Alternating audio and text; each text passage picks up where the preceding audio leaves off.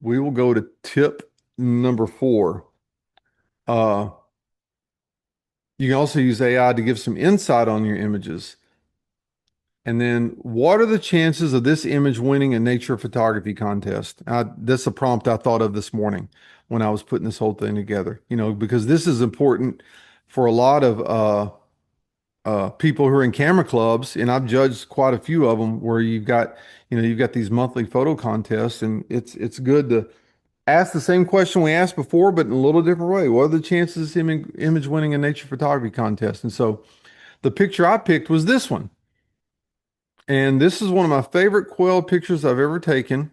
And I'll go ahead and tell you what the big critique of it is. It's to me, it's a beautiful picture.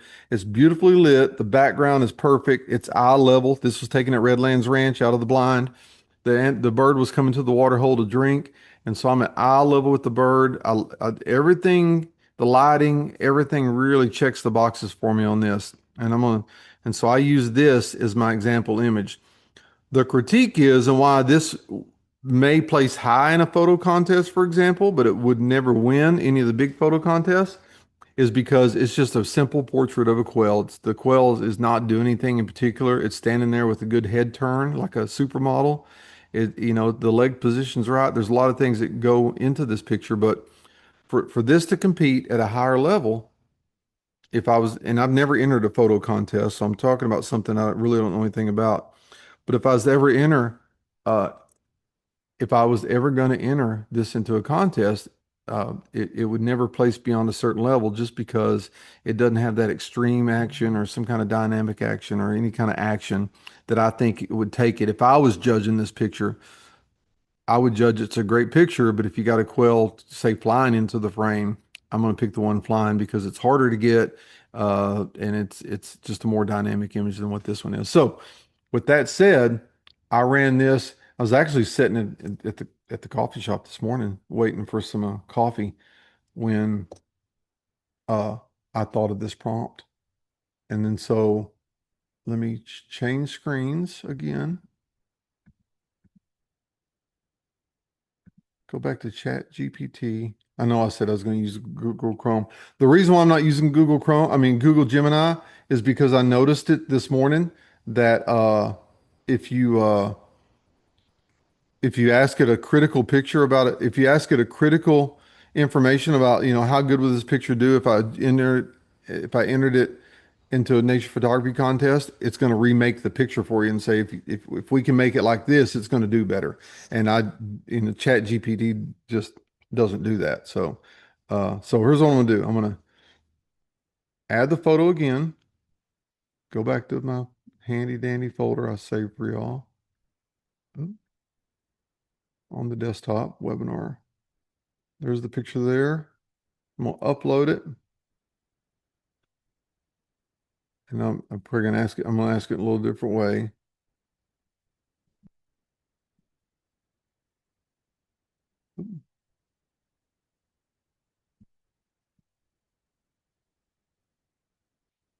I still type with two fingers, by the way. I never took typing in school, so I learned how to. And I'm to the chagrin. I'll tell you the story real quick. To the chagrin, when I used to be a teacher at Children's High School, the typing teacher would see me type, and she'd get all over me about just good nature way about not having, I don't type properly, and I'm not a good example to the other kids who are watching me type. But I would also remind her that I bet I've had more words published than anybody else in that school combined. And so that gives me a pass to be able to type poorly like I do. How well would this image compete if I entered it into a nature photography contest?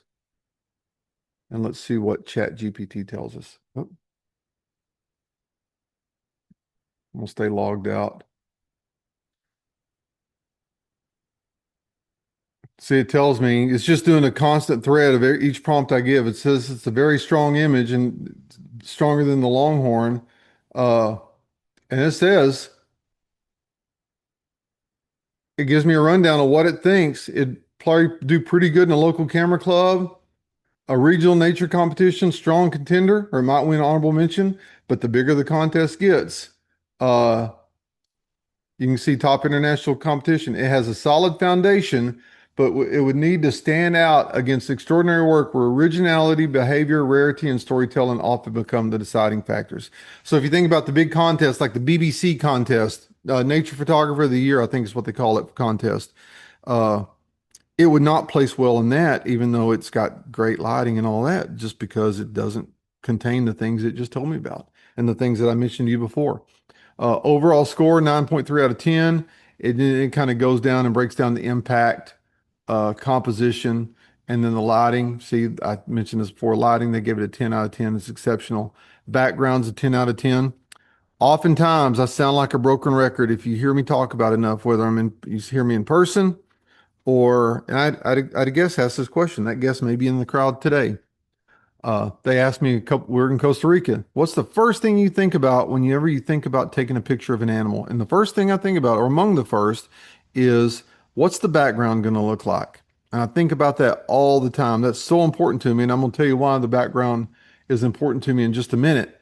And the reason why I just think a beautiful soft background really helps an animal stand out against that background. And so I think about it all the time.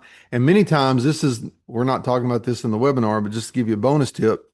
Many times to change the background, you don't have to move but a couple of feet to the left, a couple of feet to the right, or sit down, and it changes your whole perspective on the animal, and then in turn changes what the background is going to look like. And again, I'm going to show you why that background is so important in a minute. To me, it may not be important to people in this audience at large, but to me, why it's so important.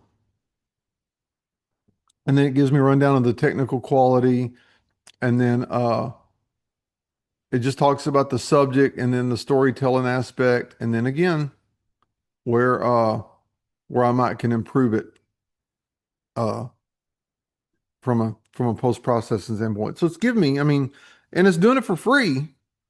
All of this information about one picture, again, if I'm smart and I want to learn and improve my craft, I'm not going to do this for every picture I take. I'm not going to get myself consumed on wondering what AI thinks, but if there's some one-off pictures from here and there and I'm kind of stuck, is this a good picture or not?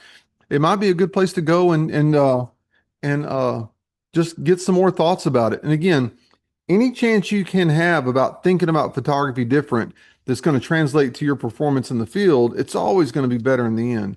And then it says there what the judges will likely appreciate. Same thing I appreciated. Quality of light, the subject isolation, it's in focus and the exposure is right, all the technical stuff. Uh, and then the natural processing I did because I try not to over process my pictures, and then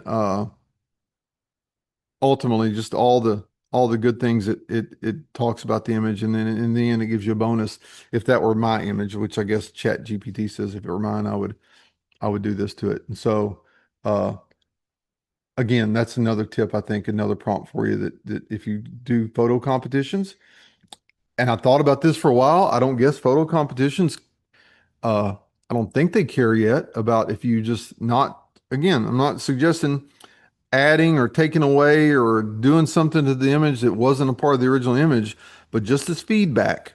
I don't think there's any contest that will preclude that at this point because number one, I don't think, how would they know? And number two, it still takes you to go out and execute. It's still going to take you to go take the picture and then to take those suggestions and then do something with those suggestions. And so it still takes the machines out of the whole thing, but still, uh, it's again a good way to learn. And